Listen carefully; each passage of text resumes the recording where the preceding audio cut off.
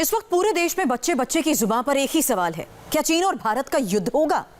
अगर चीन जंग पर उतारू है तो भारत की तैयारी क्या है? ऐसे हर सवाल का जवाब इंडिया टीवी के दो रिपोर्टर मनीष प्रसाद और अमित पालित सीधे लद्दाख से आपको देंगे। लद्दाख से आई इस रिपोर्ट को देखकर आप समझेंगे भारतीय सेना किस पराक्रम और मुस्तैदी से चीन के हर प्लान को फेल कर रही है।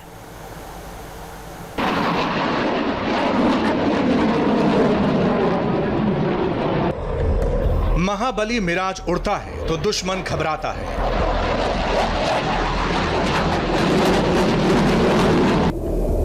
सुखोई 30 MKI की गूंज से चीन हिल जाता है।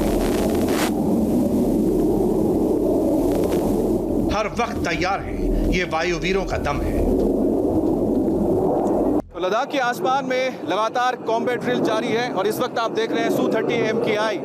Su-30 MKI की गर्जना आप सुन रहे हैं। लद्दाख के आसमान में रोजाना की तरह आज भी हमारे ये फाइटर जेट्स कॉम्बैट ड्रिल कर रहे हैं। दिन हो या रात हो, 24 घंटे इंडियन एयरफोर्स के विमान यहाँ पर लद्दाख के आसमान में कॉम्बैट ड्रिल कर रहे हैं। Su-30 MKIs को आप देख रहे हैं, ये पेयर में यानी कि दो Su-30 MKIs यहाँ पर आज सुबह कॉम्बैट ड्रिल कर रहे हैं, क्योंकि जब वो फॉर्मेशन में जाते हैं कहीं पर अटैक करने के लिए 2 या 3 का ही फॉर्मेशन बनता है। और साथ ही साथ यहाँ पर बता दें आपको, मिराज 2000 ने भी आज सुबह यहाँ पर सॉर्टीज की थी और इसकी सिर्फ एक ही वजह है कि अगर चीन के साथ लड़ाई होती है तो ऐसे में जो एयरफोर्स की भूमिका बहुत अहम होगी और खास तौर पे नाइट ड्रिल्स जो यहाँ पर की जाती है, क्योंकि अगर रात को लड़ाई छिड़ जाती है तो ऐसे में जो एयरफोर्स के विमान है वो रात के अंधेरे में भी चीन के बेसिस को निशाना बना सकते हैं। आज सुबह भी लद्दाख के आसमान को चीरते हुए मिराज और Su-30 MKI उड़ रहे थे। सरहद की निगहबान ये आंखें किसी भी हालात से निपटने के लिए तैयार हैं। लद्दाख के आसमान में इन दिनों Su-30 MKI, MiG-29 और मिराज जैसे जो विमान हैं हमारे इंडियन एयरफोर्स के जो फाइटर्स हैं लगातार कॉम्बैट ड्रिल्स कर रहे हैं। लेकिन मनीष, आखिरकार ये वक्त कॉम्बैट ड्रिल करने का क्यों चुना गया है और क्यों किया जा रहा है? देखिए, ऑपरेशन 90 डेज है, क्योंकि कॉम्बैट एयर पेट्रोल भारतीय वायुसेना लगातार इसलिए कर रही है क्योंकि लाइन ऑफ एक्चुअल कंट्रोल के ठीक दूसरी तरफ शिगात्से, होतान, गारगुंसा, काशगर, ये वो एयरबेसेस हैं जहां पर चाइनीज पीएलए ने अपने फाइटर एयरक्राफ्ट्स को डिप्लॉय किया है। उनके बॉम्बर्स हैं, J-20 है, साथ में एयर डिफेंस मैकेनिज्म के तौर पे मिसाइल्स भी हैं। तो इसी को पूरी तरह से काउंटर करने के लिए भारतीय वायुसेना का ये मास्टर प्लान है, जो कॉम्बैट एयर पेट्रोल के तौर पर हम अमित हर दिन सुबह देखते हैं। आज तक हमने आपको भारतीय सेना के पूरे एक्शन प्लान की जानकारी दी, लेकिन इंडिया टीवी को मिली एक्सक्लूसिव जानकारी के मुताबिक भारतीय वायुसेना का एक्शन प्लान भी तैयार है। चीन ने अपने एयरबेस पर हरकत बढ़ाई है, लेकिन भारतीय वायुसेना पूरी ताकत के साथ तैयार है। इस समय भारतीय वायुसेना के चीफ ईस्टर्न सेक्टर में मौजूद हैं। वो खुद पूरी सिक्योरिटी का जायजा ले रहे हैं। चीन की हरकत को देखते हुए भारतीय वायुसेना ने टारगेट फोल्डर तैयार कर लिया है। भारतीय वायुसेना ने एक फोल्डर तैयार किया, टारगेट फोल्डर। और टारगेट फोल्डर का मतलब मैं जितना समझ सकता हूं, इसको आप एक्सप्लेन करके जरा समझाइए कि इसका मतलब होता है कि अगर लड़ाई होती है तो ऐसे में आपके पास पहले से जानकारी होनी चाहिए कि कौन कौन से टारगेट्स होंगे जिनको सबसे पहले हिट किया जाएगा। हमें टारगेट फोल्डर मतलब human and technical and surveillance, एवैक सिस्टम्स और PATI की प्रॉपर इमेजिंग जो तस्वीरें हैं उन सबको एनालिसिस करने के बाद एक टारगेट फोल्डर भारतीय वायुसेना ने तैयार किया है। टारगेट फोल्डर का मतलब है कि अगर वॉर सिनेरियो में जाते हैं या फिर प्रीएम्प्टिव और डिफेंसिव एक्शन के तौर पर भारतीय वायुसेना अभी इस समय मुस्तैद है। लेकिन उसके बावजूद चाइनीज पीएलए के होतान एयरबेस से आर्म्ड UAV लॉन्च होते हैं, या फिर उसके अलावा जो स्ट्रेटेजिक लोकेशन है, या फिर पाकिस्तान ऑक्यूपाइड कश्मीर के स्कार्दू एयरबेस से भी अगर वो फ्लाई करते हैं, तो भारतीय वायुसेना के फाइटर पायलट्स के लिए ये टारगेट बिल्कुल फिक्स है, जिसमें उनके airbases, surveillance equipments, radars, bridges, ammo depot, ये सारी चीजें एक एक करके टारगेट फोल्डर के अंदर है। टारगेट फोल्डर में और भी कई जरूरी बातें शामिल हैं। आपको एक एक बात गौर से सुननी चाहिए। इन बातों को सुनेंगे तो भारतीय वायुसेना की प्लानिंग को समझेंगे। चीन के पास इस वक्त सबसे आधुनिक विमान J-20 है और भारत के पास है रफाल। लेकिन दोनों ही देशों ने इन विमानों को अभी तक LAC के करीब तैनात नहीं किया है, जैसे बाकी विमानों को किया गया है, चाहे वो J सीरीज के विमान हो या फिर भारत के Su-30 हो या फिर MiG सीरीज की हो। आखिर मनीष, इसके पीछे की वजह क्या है? देखिए, इंपॉर्टेंट है हाई ऑल्टीट्यूड वॉरफेयर, इसीलिए Su-30 with BrahMos, MiG-29 upgraded और साथ में जैगुआर और मिराज 2000 का ये डेडली कॉम्बिनेशन पैकेज फॉर्मेशन की तरफ पे भारतीय वायुसेना का front line air defence, ground attack, aircraft है और इसीलिए ये पैकेज फॉर्मेशन इस तरीके से किया गया है कि अगर रणनीतिक तौर पर चाइनीज पीएलए अपने जो एडवांस फाइटर एयरक्राफ्ट हैं, बॉम्बर्स हैं, J-20 हैं, उनको भी लाए तो उन्हें काउंटर करने के लिए ये package formation electronic warfare, air defence और उसके साथ साथ रिकॉग्निशंस के साथ जो ग्राउंड अटैक है वो कर सके और तबाही मचा सके। इस समय 60 दिन तक लगातार ऑपरेशन अलर्ट है। भारतीय सेना और चाइनीज पहले आमने सामने जरूर हैं, लेकिन उसके बावजूद चाइनीज पीएलए की एयरफोर्स लद्दाख के ठीक सामने के 3 एयरफोर्स बेस को एक्टिव करने के साथ साथ पाकिस्तान ऑक्यूपाइड कश्मीर के स्कार्दू एयरबेस पर भी नजर गड़ाए बैठी है। चाइनीज पीएलए स्ट्रेटेजिक दबाव बनाने के लिए पाकिस्तान की मदद से स्कार्दू एयरबेस को भी एक्टिव कर सकता है। इंडिया टीवी को मिली जानकारी के मुताबिक गारगुंसा, होतान, शिगासे और कासगर एयरबेस पर चाइनीज पीएलए की एयरफोर्स ने अपने J-8, J-11, J-20 के साथ साथ अवैक सिस्टम्स, एरियल डिफेंस के तौर पर मिसाइल्स और यही नहीं बल्कि आर्म्ड यूएवी को भी डिप्लॉय किया है। वजह यह है कि वो भारत के ऊपर रणनीतिक तौर पर दबाव बनाना चाहता है और वो ये जानता है कि इस समय भारतीय वायुसेना 24 घंटे सर्विलांस कर रही है, जिससे ये पता लग सके कि चाइनीज पीएलए एयरफोर्स ने अपने सभी फाइटर्स को इस समय फॉरवर्ड एयरबेस पर डिप्लॉय कर दिया है। चीनी वायुसेना के साथ दिक्कत हाई एल्टीट्यूड की है। उनके सारे लड़ाकू विमान ऐसे हालात में कारगर नहीं हैं और यहीं पर भारतीय वायुसेना के Sukhoi, Miraj, Jaguar, MiG-29 upgraded सक्षम हैं। इसीलिए भारतीय वायुसेना ने अपने चंडीगढ़, बरेली, तेजपुर, झाबुआ, हाशिमारा, न्योमा और बाकी के बेस भी एक्टिव कर दिए हैं। इस समय स्कार्दू के 2 एयर स्ट्रिप में से एक ही एक्टिव है। वहीं दूसरी तरफ चाइनीज पीएलए पाकिस्तान के स्कार्दू एयरबेस की भी मदद भारत के खिलाफ ले सकता है ताकि वो दबाव बना सके। इंडिया टीवी को इस बात की भी जानकारी मिली है कि इसी को देखते हुए रणनीतिक तौर पर अपने फॉरवर्ड एयरबेसिस पर चाइनीज पीएलए ने एक्स्ट्रा डिप्लॉयमेंट इसीलिए किया है ताकि वो अपने रडार्स, एवैक सिस्टम के जरिए भारत के कॉम्बैट एयर पेट्रोल को पूरी तरीके से मॉनिटर कर सके। लेकिन एक बार फिर से एयर डोमिनेंस के तौर पर भारतीय वायुसेना का अग्रेसिव कॉम्बैट एयर पेट्रोल जारी है।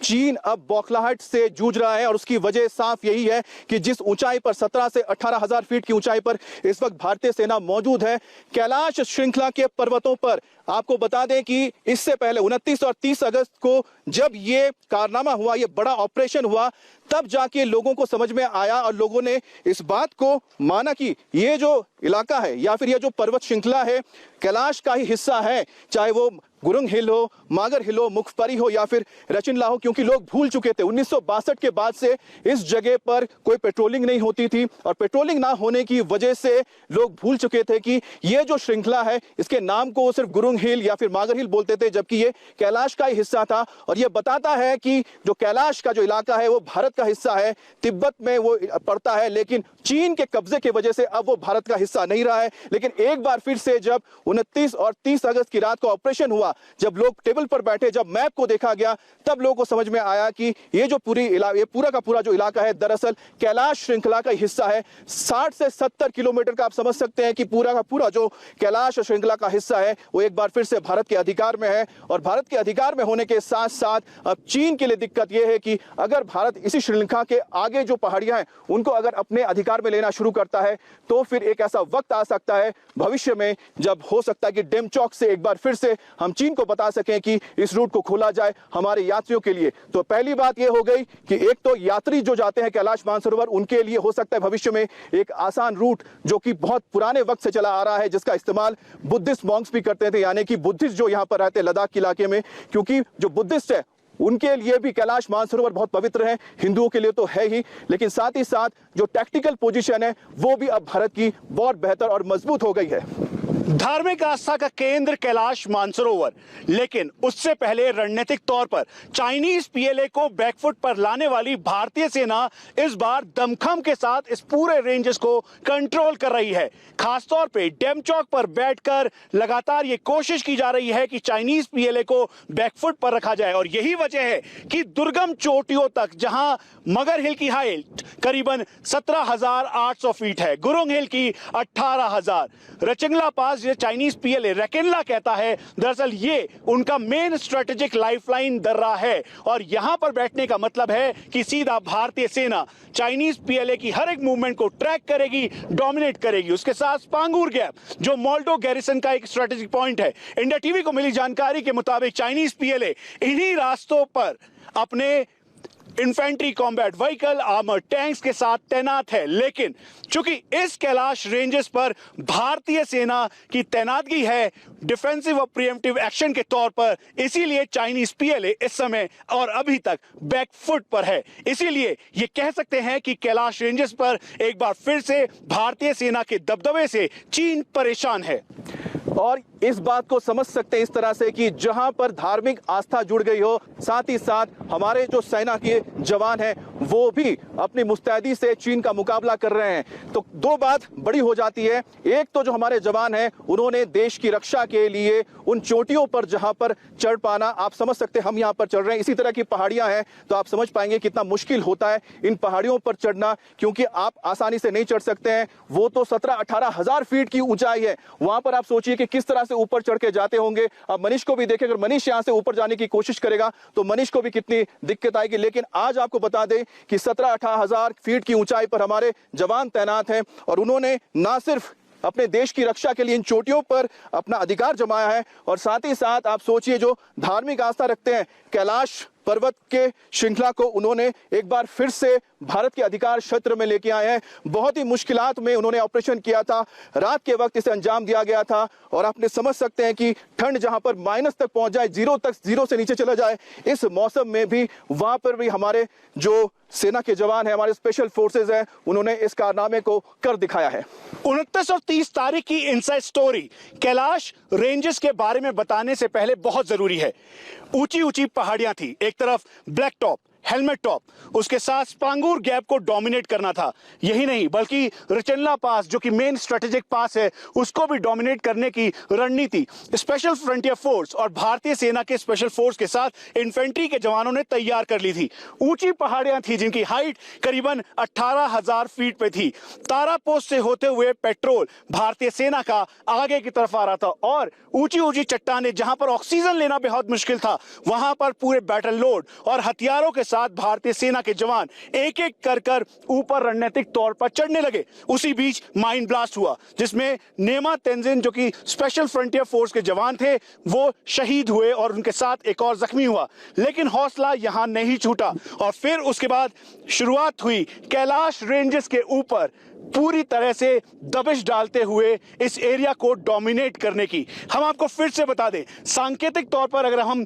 आपको बताएं तो यहां पर अगर आप समझे कि ठीक सामने अगर ये पूरे कैलाश रेंजेस माउंटेन है जो 70 किलोमीटर की दूरी तक हैं, तो सबसे पहले ब्लैक टॉप, हेलमेट टॉप, गुरंग हिल, मगर हिल, रचनला, ये वो एरियाज हैं जिसको पूरी तरीके से स्ट्रेटेजिक तौर पर भारतीय सेना ने डोमिनेट किया और इसका असर इस समय 826 किलोमीटर की लाइन ऑफ एक्चुअल कंट्रोल पर साफ दिखाई दे रहा है। तो भारत की सेना ने जो पराक्रम दिखाया और जिस तरह से उन्होंने गुरंग हिल हो, मागर हिल हो या फिर रचिनला तक जो चोटियों पर अपना अधिकार जमाया, उसके बाद से यहाँ का जो खेल है पूरी तरह से पलट गया और उसका असर अब भी देखने को मिल रहा है। क्योंकि जो चीन है वो चाहता है कि भारत बातचीत के टेबल पर आए, क्योंकि अगर इस मौके पर लड़ाई होती है तो चीन के लिए दिक्कत यह होगी कि हमारे जो जवान हैं, आप समझिए कि इतनी ऊंचाई पर बैठे हुए हैं, अगर उस ऊंचाई से नीचे अगर पत्थर या कंकड़ भी फेंकेंगे तो यहाँ पर जहां पर मैं अब मौजूद हूं नीचे, तो उनके लिए वो गोली समान साबित होगा।